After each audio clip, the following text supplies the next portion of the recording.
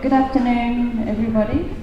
Kia ora katoa. My name is Virginia Woodsjack. I am the exhibition manager and curator here at Webb in Wellington, and it's my extreme pleasure to welcome you all today. I've got a little sort of introduction to our guest, Julia Morison. So Julia Morison, ONZM, is a renowned artist with a career spanning 5 decades. Throughout her extensive body of work, which encompasses painting, photography, sculpture and installation, with the use of materials including dragon's blood, excrement, gold, lead, clay, wood, hair, beeswax and rust, she has displayed a profound interest in exploring, reinterpreting and reconfiguring various existing systems of organisation, drawing inspiration from diverse sources such as the Jewish Kabbalah, number symbolism, Hermeticism and Surrealism. Morison's artistic practice reflects a deep commitment to innovation and exploration. In 2024, the City Gallery in Poneke presented the remarkable Ode to Hilma exhibition, which also featured Vademecum II, which graces the walls of our gallery today. We extend a warm welcome to Julia, and we also invite you to interrupt us. It's very flattering to have you tune out on a Saturday afternoon. This is actually a second iteration of a work that's in Te Papa, which is Vademecum I, which is where I first formulated. I tried to sort of start formulating a visual language, and I wanted to have, I wanted my work to actually imbue some kind of meaning, and that would be recognisable by the viewer. I mean, I know that's a hard task because we all bring different baggage to it, what we're looking at. But if my idea was that if it was informed by things from the past, like religious symbols. One of the things that I did was went to design school before I went to art school, and I think that was kind of interesting because we weren't encouraged to express ourselves at design school. You're making work for a client, and so nobody cares about what you want to say. Keep it to yourself. It's not interesting. What they want interested, you have to communicate something to a client or to the audience, and so that's very, very different from how you're trained at art school, where so you have a brief and you work within limitations. I also really enjoyed that, just because I find that limitation, having some kind of restrictions, is actually exciting. There's nothing scarier than saying you can do whatever you like. How big, no restrictions. It's impossible because you have to self-impose some kind of structure for yourself. And when you're young, especially when you're a student, you really don't quite know what that might be. It's something that sort of grows with you, I think. I don't know, but so I found working to a restricted within certain restrictions actually much more exciting, and I can push things further for some reason. I know it sounds contradictory, but I think that's my experience, and that's how I work. My interest after design school and going to art school was in formal abstraction, but I actually got bored with it. I could do it quite well, I could, but in the end of the day, it just felt like decoration, or the sort of just endless kind of permutations. But I got bored pretty much, and I had a bit of a hiatus, and I went back to square one. I thought, well, I'll just go right back to the basics and start from something really simple,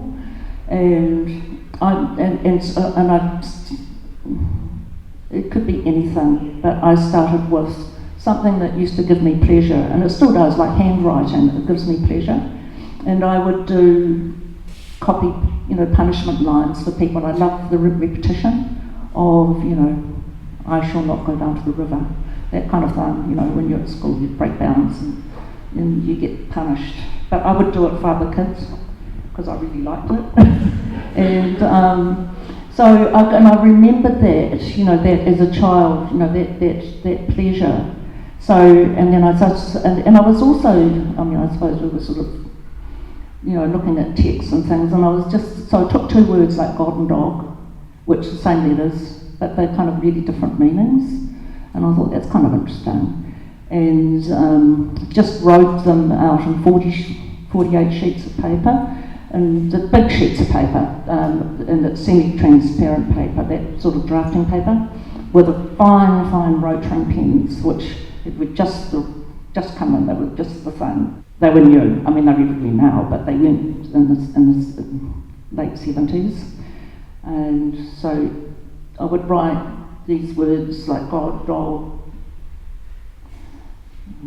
front, you know, forwards, backwards, upside down, both sides of the paper, in a kind of sequence, a mathematical sequence, which sort of was kind of interesting because they just totally lose their meaning, you know, and that kind of interests me, that blurriness, using the same letters.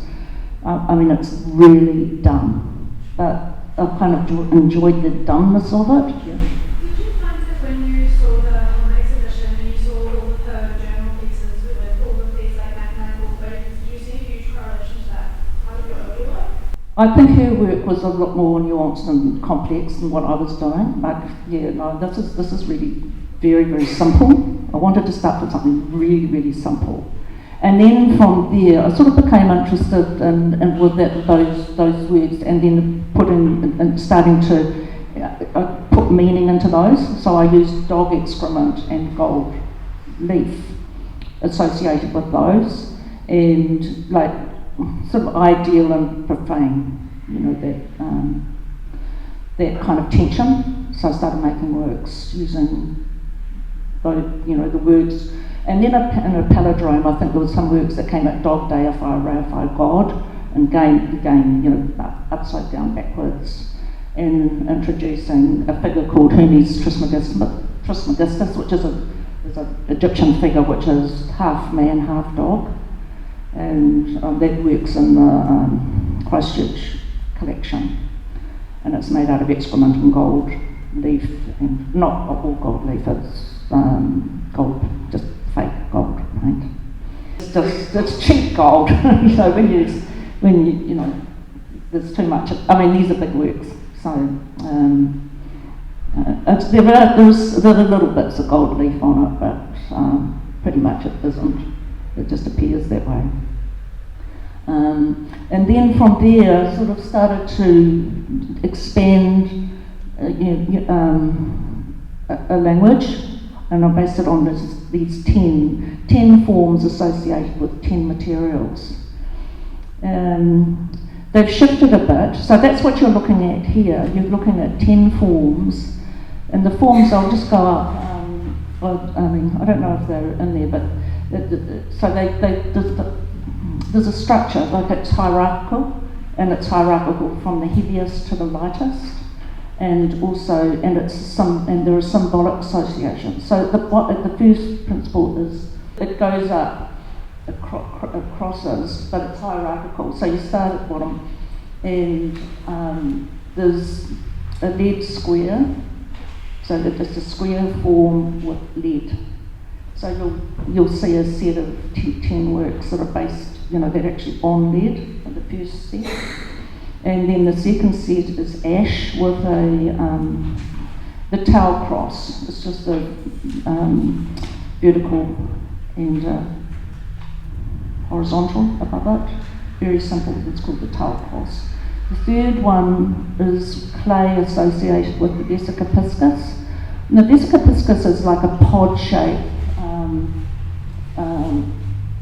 and it's often behind angels or Virgin Mary in religious paintings as well. The fourth one is excrement with an arrow, projection. And then the fifth one is a spiral with nacre, which is iridescence or pearl dust. And then blood, a dragon's blood with a amoebas form, or the yin yang. It's, you know, yin yang, but it's sort of a twisty, sometimes amoeba strip or a twist, that kind of a lozenge shape, twisted. And then there's a rust or oxidation with a cross. And the cross is between, it's 22.5 degrees, so it's between a negation cross and a plus symbols. It sits between the two. I think we're into this room now, aren't we? No. That's the oxidation one with the cross. Then we go to silver. Often that's associated with the moon as well. And then the gold pyramid shape. And the finest one, the highest one, is the circle, and I associate transparency. So that's what I'm doing here. And then on each of so there's a substrate that's shifted too, like it starts with lead at the bottom, the sheet lead, and it goes to silk tissue at the top. So that's what these are about. So each set, so these are in sets of 10 associated with each of those materials and forms, and within the set, each form has a relationship with every other form. So yeah, so you get here, and they're numbered this way, but they zigzag through. I couldn't,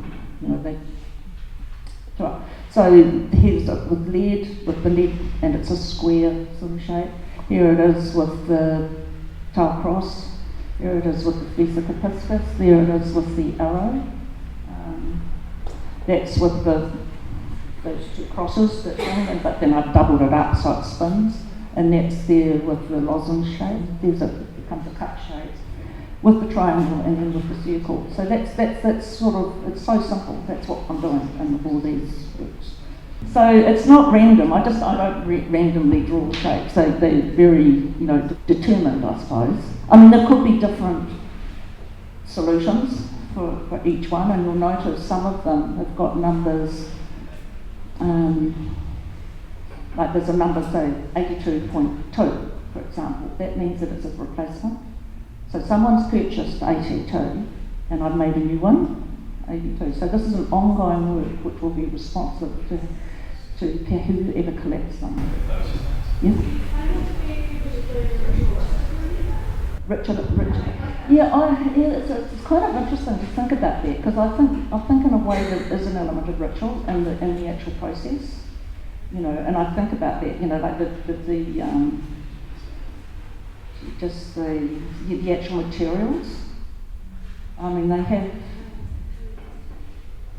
I don't know, gold's often associated with spirituality or power, that has a different, those sorts of qualities, and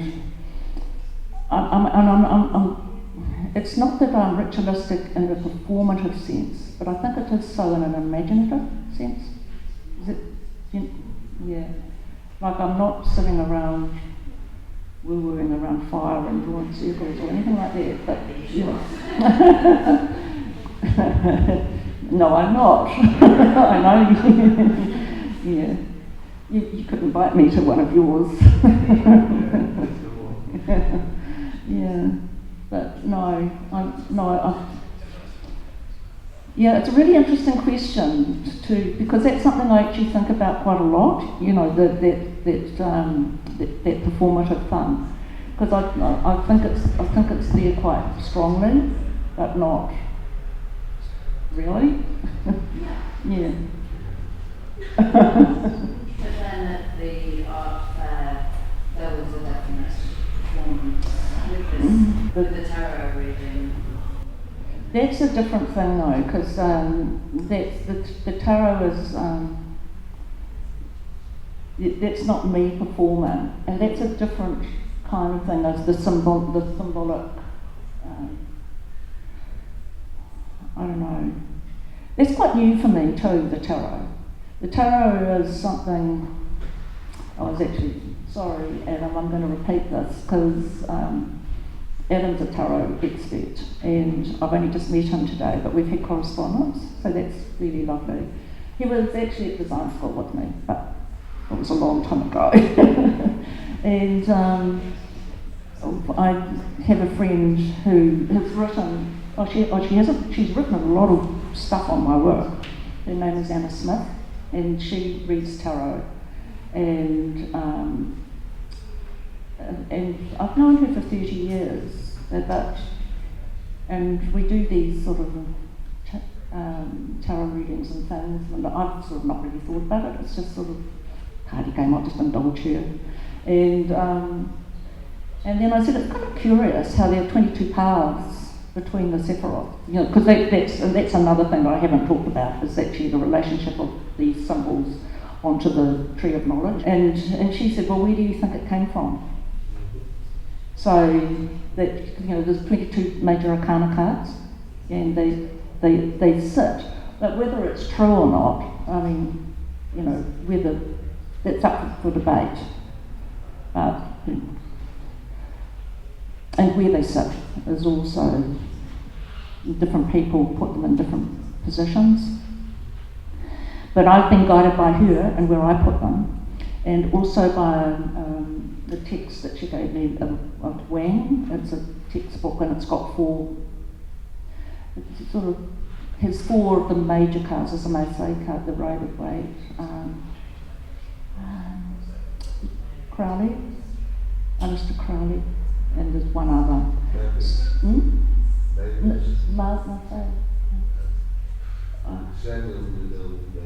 Yeah, so there's these are the 4 major packs. So I've looked at those and sort of come up with but I'm not a reader. So, but actually doing it, it's kind of interesting because we've done the pack, and now I kind of wanted to do my own thing a lot more than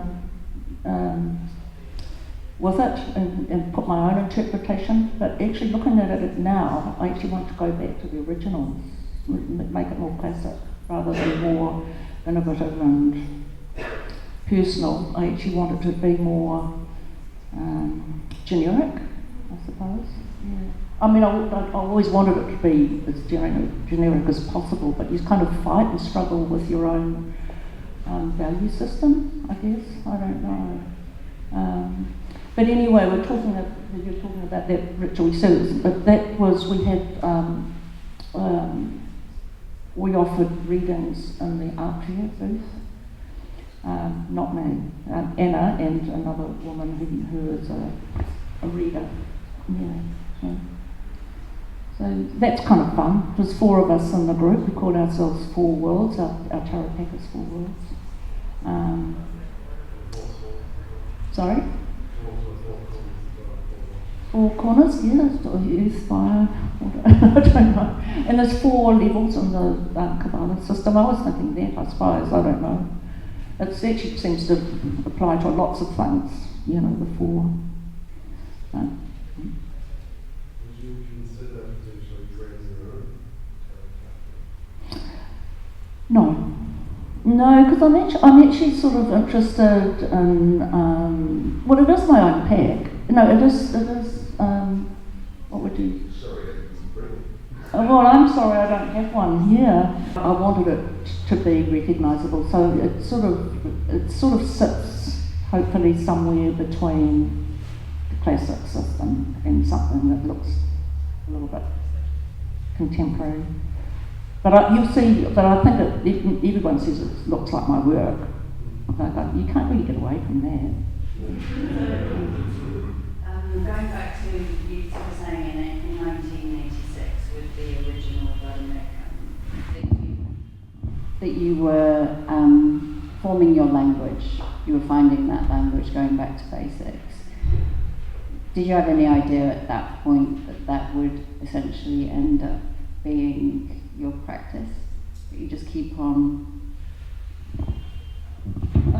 In the Te Papa there's another work called Golem, and it's quite a complex work. It's 100 sort of panels that make up this one work, and which basically that relates back to the Kabbalah as well. And I started to make that, and I couldn't. I just struggled. I just got lost. I needed to go back and figure out the structure of it, the basic language. So actually, I started Golem and had to go back, make Vademecum in order to return to Golem. So yes, I did really think I need to do that work, and that's what I was wanting, to find a kind of some kind of system that would, everything else that I did would hook back into, and so that's what I've done. There are changes in the materials, like over time. Like the original Vademecum has blood in it, is my blood. Like I would. Yes, it has blood in it. Is that from the mouse and the ear expression?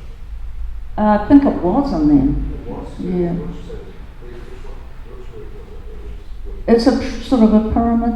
Yeah. It's 55 drawings with these kinds of symbols on them. That was the one. Yeah, and I don't have a picture of it.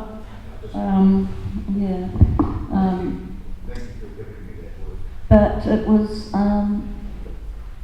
it's slightly different. I mean, the symbols are exactly the same. I haven't altered the forms at all. The materials have changed. I no longer use blood, and that's post-AIDS. You know, like I'm a generation pre-AIDS. I've had friends that have AIDS or have died from AIDS.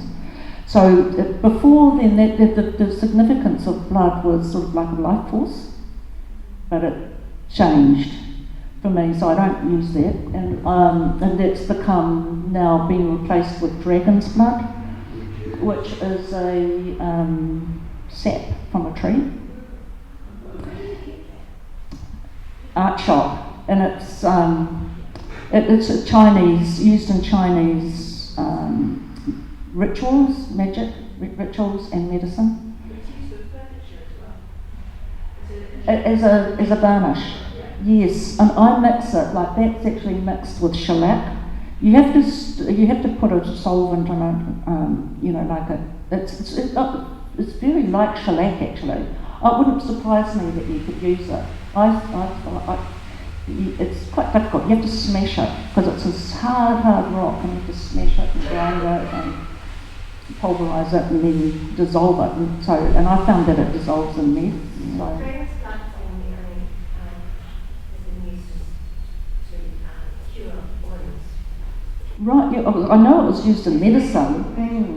Yeah, magical properties. I mean, I just love it. I mean, I just love the name. I mean, you know, the idea of using blood from a dragon is kind of cool.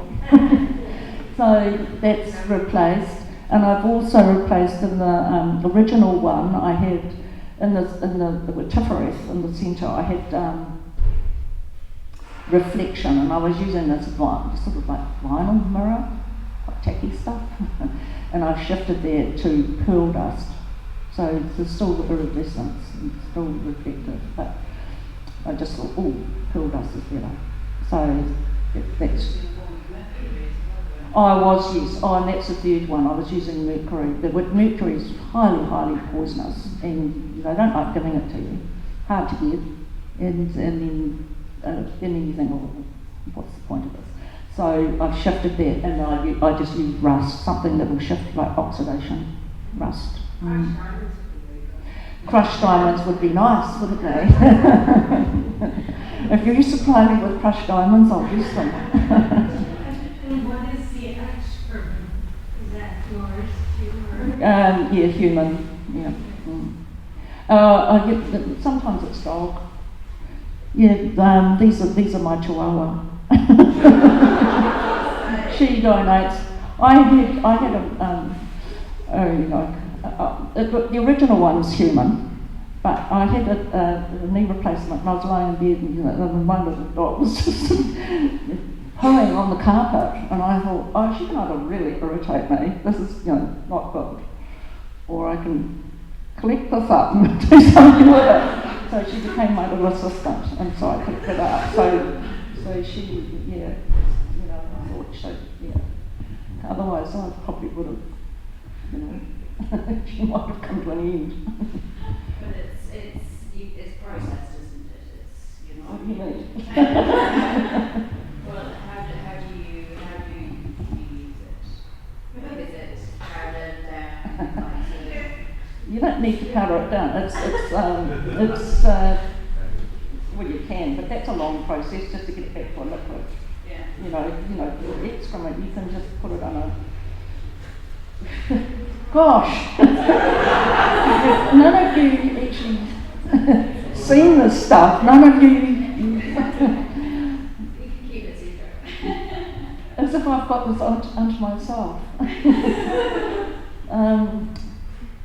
I obviously put detergent and stuff in it. I mean, not detergent, antiseptic or something. Yeah.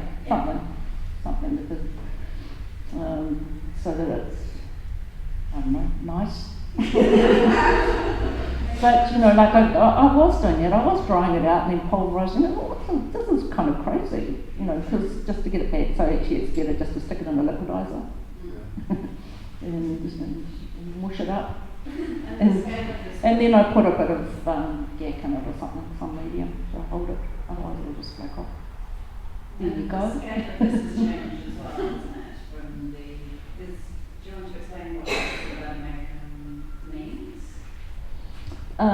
It means a book, you know, like a manual or a book to go with me. And as a way of explaining your relationship to the world? Oh, well, is that point of where we're going with this?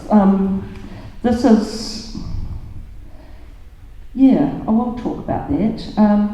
So, you know, I've talked about it as a hierarchy going around the room, but actually these, so if you look down here, the feminine side, and on the right, the masculine side. But I wouldn't worry about that too much in terms of gender, because it's not really, you know, we all carry both within us.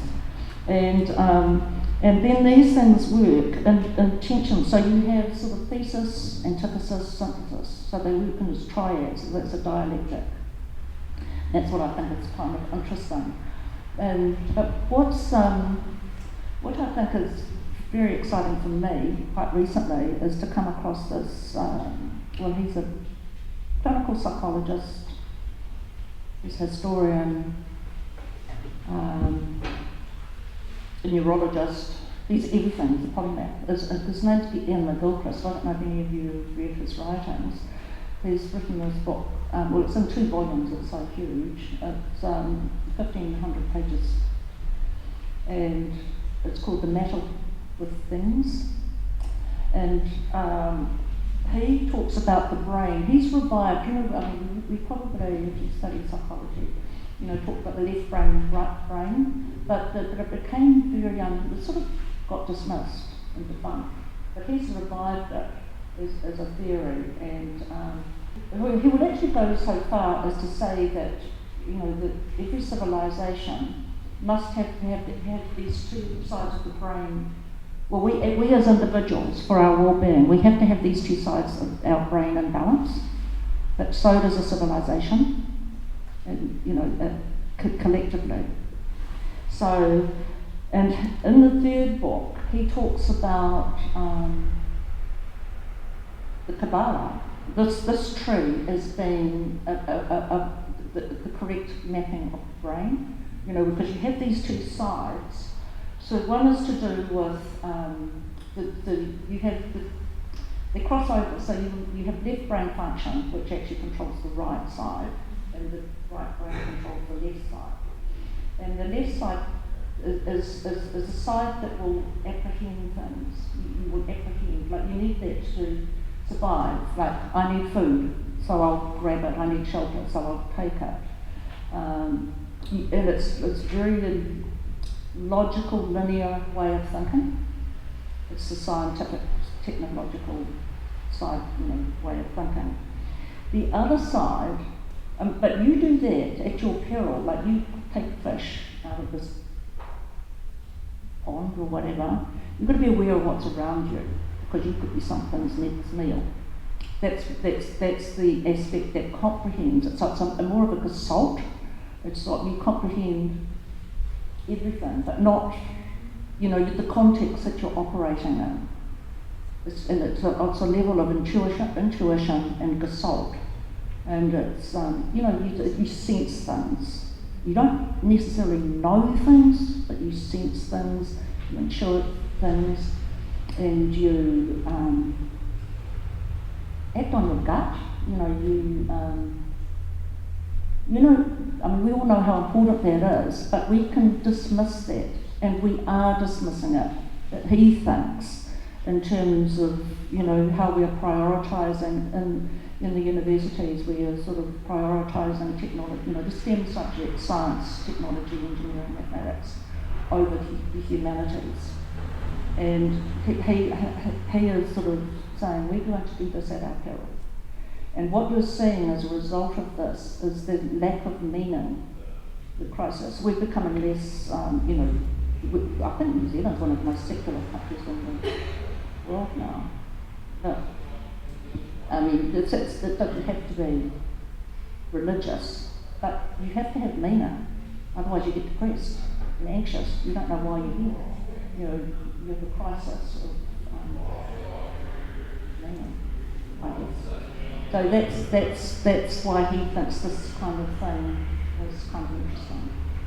And it's a model where these two ways of thinking are held in balance, and we all have to do that. You can't, as individuals and collectively. So that's been kind of interesting to me, because I've been sort of, just sort of thinking, it's kind of a little nutty little project of mine, but, suddenly when someone says, actually, this is kind of interesting on a, not just on a subjective level, but on a communal level, that's kind of exciting for me to think about. Does it make you consider the masculine and feminine, the right brain, the left brain? Well, no, but I've always done that. I've always thought that that's important for myself, and how I think about things, because I think about things, from these different sides and different aspects. But I haven't really thought that might be an essential, on a kind of a larger scale of things, like in terms of Western thinking. That's why it was in such a mess, probably, because that's not happening. This is what he was saying, and also, like, as a clinical psychologist, what he is saying is a lot of depression. Yeah. We've got young people committing suicide. We've never been so affluent. Yeah. We've got wars, we've got all sorts of terrible things going on, but pretty much we are affluent. And well, let's take our country, New Zealand. We are pretty comfortable, but there's a lot of anxiety in our youth, and who has? New Zealand. Especially, that's right, especially men. And that's kind of interesting, because I think, in terms of that feminine masculine thing, women probably, we talk more, and we're allowed to have the emotional side of things. It's whereas men, like, harden up, and that's, I think men probably suffer more from that. I don't know if they do, but Just how briefly you think about this whole book we read, when it's really about finding man's search for meaning, really. You have that to write yeah. People coming out of the concentration camps, they were challenged as well, and some died, and some lived, and they were searching for meaning. Right, so we're sort of having some sort of kind of religious faith important to recover or to survival. I don't really know about Well, that. I think some faith in something greater than yourself. Well, that's another thing. We've become quite narcissistic. you know, this whole, you know, this, you know, the cult of the individual, and thinking out. I think that's what makes us miserable, probably. Could do. It's part of it, isn't it? It's something. It's quite interesting for me to talk about it because I don't do this, and I've also been very embarrassed about it. And there's, no, well, it's just, you know, like if you think of my, you know, Madonna was in there, who was a Kabbalist, and this cult with red ribbons, you know, this sort of, and I thought, whoa. So I just thought, what is this nonsense? And there was a lot of rubbish written about it. And also the Kabbalists didn't, I mean, there was some writing, but not a lot, because it was secret. It was a secret.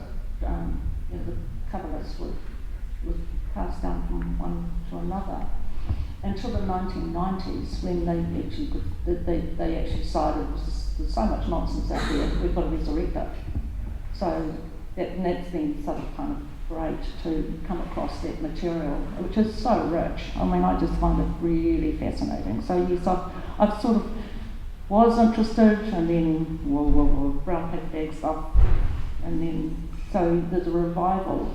But now with, you know, the theorisation is coming behind it through Ian McGilchrist. You know, that's, you know, I'll talk about it until someone tells me to shut up. Pretty much, because I actually think it's really, really fascinating, because I'm not a Christian, and I've had, you know, and yet, you know, I still think it's important. Like, I still think the spiritual dimension is really important, and to, as you say, have something that's beyond myself. A belief in myself is just not, you know, that I just don't think I can. I can't thrive like that, and I don't think anybody can. But yeah, so and it's quite interesting that I think that, you know, because I listen to a lot of podcasts and like influences, and I can see these influences, you know, turning to sort of Christianity, which is, you know, which is quite interesting. It's sort of,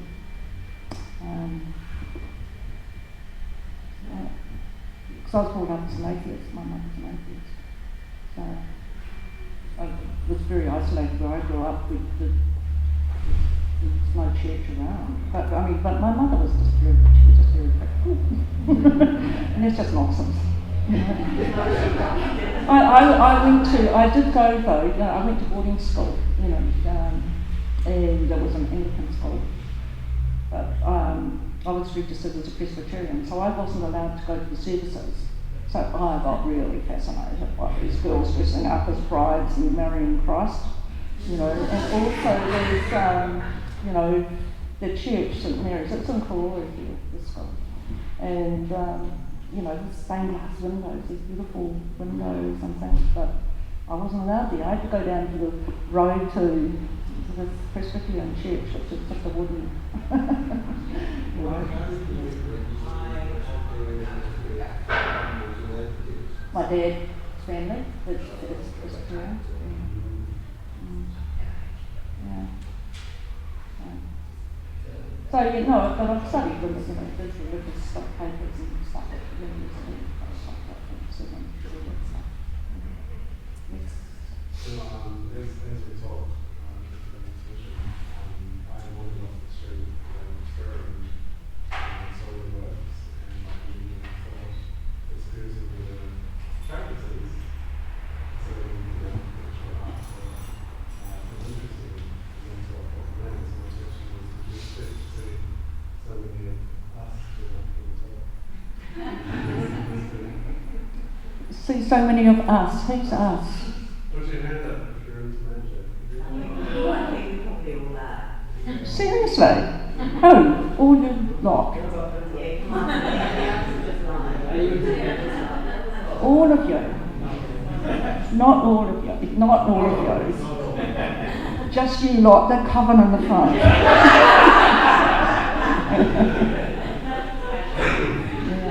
It's interesting how the consciousness didn't come here together. Thank you. I was going to say, Power of science.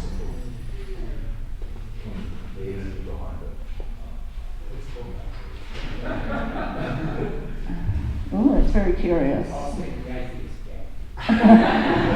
We're all sudden. I know. What about other forms of music, like artists as well? So I was wondering what it feels like for you when you're in a flow state. Maybe, maybe you can source where, it's sort of download, or what does it feel like for you? Oh, I find that state really fascinating because it's, I don't feel anything.